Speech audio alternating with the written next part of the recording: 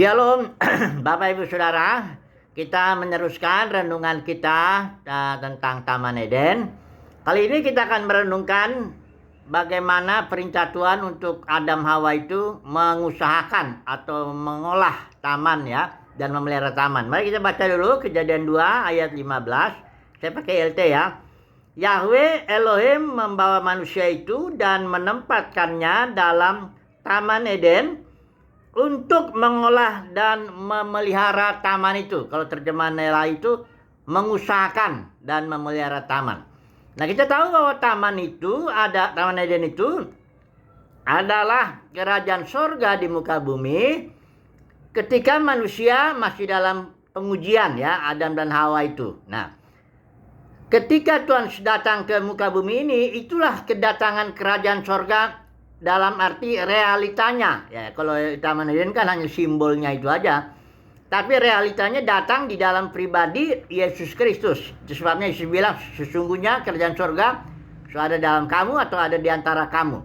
Nah, jadi mengusahakan atau memelihara taman itu berarti mengusahakan dan memelihara kerajaan sorga di muka bumi ini.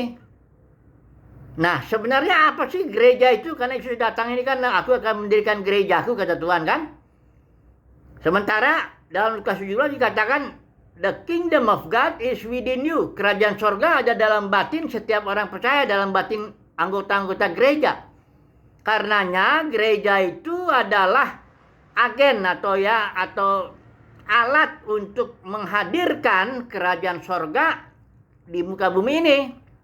Itulah gereja.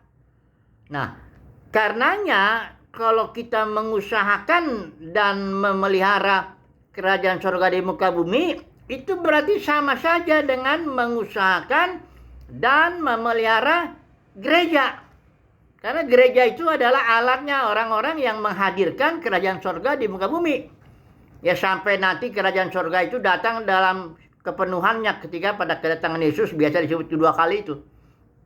Ditegakkanlah kerajaan sorga di muka bumi. Makanya Yesus bilang, mengajarkan doa kepada gereja, datanglah kerajaanmu. Artinya datang dalam dimensi sorgawi, turun ke dimensi bumi. Nah, oke lah.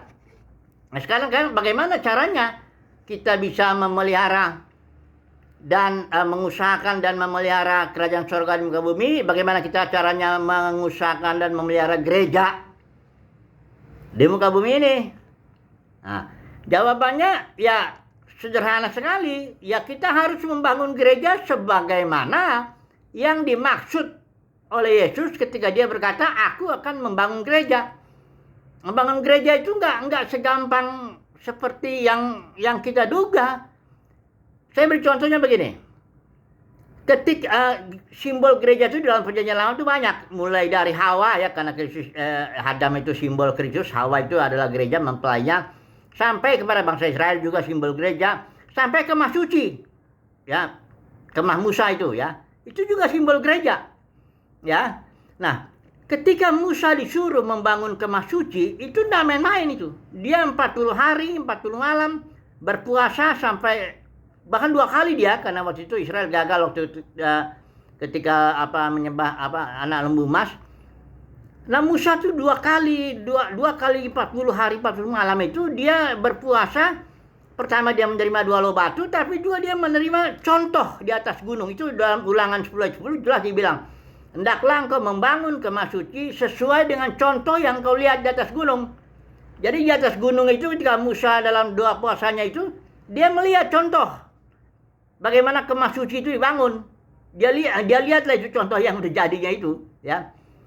Nah, ketika membangun kemah suci itu ada namanya Bezaleel, Aholiab, dan para ahli. Ini dia harus diberikan dalam hatinya tuh roh keahlian oleh Tuhan. Karena baik kemah suci itu nggak sembarangan. Baik ukurannya, baik bahannya, baik perabotannya, dan segala sesuatunya yang di kemah suci itu harus dibuat persis seperti contoh yang ditujukan Tuhan kepada Musa di atas gunung. Jadi Musa nggak diberi kebebasan, terserah kamu lah, kalau mau kamu ukurannya segini atau bahannya begini ya terserah kamu. Nggak begitu. Harus sesuai dengan yang contoh di atas gunung. Nah, begitu juga dalam membangun gereja.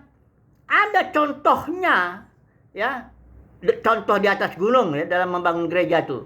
Di mana dong contohnya? Itu di Kisah Para Rasul itu, yang 28 pasal itu. Itulah contoh gereja yang dibangun Yesus, atau kita katakan contoh di atas gunung. Jadi barang siapa yang mau mengusahakan dan memelihara gereja, lihat tuh contohnya itu di Kisah Para Rasul. Jangan lihat 200 tahun yang lalu atau 300 tahun yang lalu, lihat pendeta A, pendeta B membangun. Enggak, jangan lihat itu. Itu bukan contoh, ya. Itu kalau mau lihat contoh yang sebenarnya, ia lihatnya di kitab Kisah Para Rasul yang 28 pasal itu.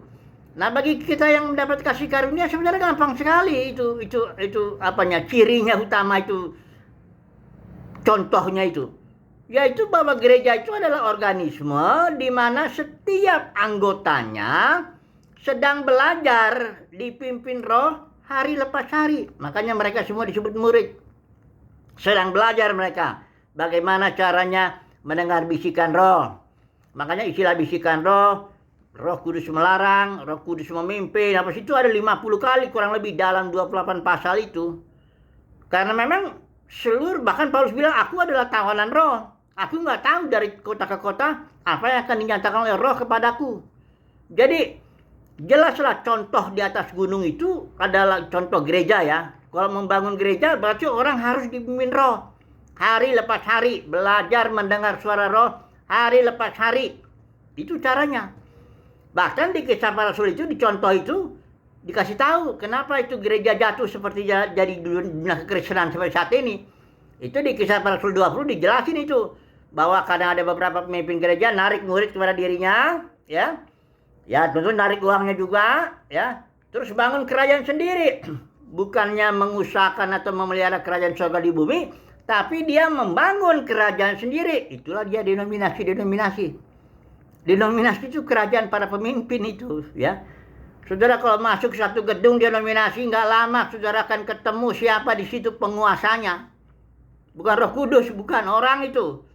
Entah namanya gembala sidang, entah namanya pendeta senior, entah namanya ada penguasanya di situ. Yang memiliki gedung itu biasanya bahkan membuat programnya, ya, dan dialah itunya, pemiliknya. Itu bukan gereja Yesus Kristus, itu gerejanya dia. Nah, itu bukan contoh di atas gunung. Kalau contoh di atas gunung itulah di Kisah Para Rasul, ya. Semua anggotanya termasuk rasul, nabi, penginjil, pengajar, semuanya adalah murid yang belajar dipimpin Roh hari lepas hari. Paulus juga bisa gagal sekali waktu dia ketika Roh Kudus berbisik lewat murid-murid supaya jangan dia pergi ke Yerusalem, dia yang misi ketiga itu, tapi dia pergi juga. Bisa salah. Tapi namanya juga belajar ya. Tapi bagaimanapun mereka intinya contoh di atas gunung itu dalam bangun gereja adalah setiap anggota gereja harus dipimpin Roh Kudus langsung hari lepas hari, saat demi saat. Itulah organisme. Sekarang udah pecah menjadi kerajaan-kerajaan para pemimpin, denominasi puluhan ribu denominasi. Itu nggak contoh lagi ya. Kalau mau bangun, melihat atau mengusahakan memelihara gereja, jangan lihat denominasi, jangan. Itu bukan contoh ya. Nah, nanti ketika Tuhan sudah datang, biasa kedua kali, kita akan dihakimi semuanya nih. Ya, bagaimana kita caranya membangun gereja. Kalau saya baca dulu ayat terakhir ini ya, dari 1 Korintus ini. Ini perpecahan dalam gereja ceritanya. Dalam 1 Korintus 1, 2, 3, 4 itu semuanya bicara mengenai poin perpecahan dalam jemaat gereja. Karena sebagian orang bilang, aku dari golongan Paulus, aku dari golongan Apolos, aku dari golongan Kefas, dan sebagainya. Ya. Jadi Paulus bicara panjang lebar itu. Pasal 1, pasal 2, pasal 3. Nah, di pasal 4 dia bicara begini. Pasal 3 ya. Sekali kelak pekerjaan masing-masing orang akan nampak. Karena hari Tuhan akan menyatakannya, kedatangan Tuhan itu ya. Sebab ia akan nampak dengan api. Dan bagaimana pekerjaan masing-masing orang akan diuji oleh api itu. Jika pekerjaan yang dibangun seorang tahan uji, ia akan mendapat upah. Jika pekerjaan terbakar, ya berarti dia akan dapat upah. Tapi ia akan menderita kerugian. Tetapi ia sendiri akan diselamatkan. Tetapi seperti dari dalam api. Nah, apakah upahnya ketika Tuhan Yesus datang menghakimi kita? Upahnya bahwa kita boleh melayani di zaman berikut sebagai raja-raja dan imam-imam aturan Melkisedek. Kalau saudara lihat di kitab Wahyu pasal 20 ayat 4 tuh. Kalau orang yang mendapat upah, dia boleh memerintah bersama dengan Kristus di bumi ini dengan tubuh kemuliaan. Nah, kita semua akan menghadap nih pengajaran Kristus untuk mempertanggungjawabkan bagaimana caranya kita membangun gereja atau mengusahakan dan memelihara gereja itu, ya. Atau kan mengusahakan dan memelihara kerajaan surga di bumi. Itu kita akan dinilai itu semuanya.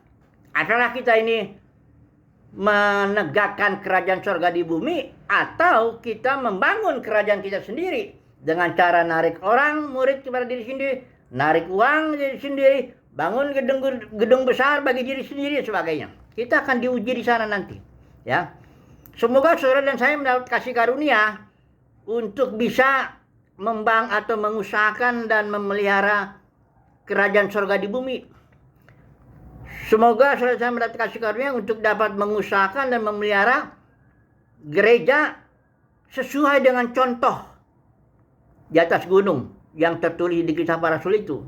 Semoga ya, supaya nanti kita ketika diuji oleh api pengujian, kita bertahan dan mendapatkan upah. Boleh memerintah bersama dengan Tuhan Yesus, itu biasa disebut milenium, kerajaan 1000 tahun, ya. Haleluya. Amin.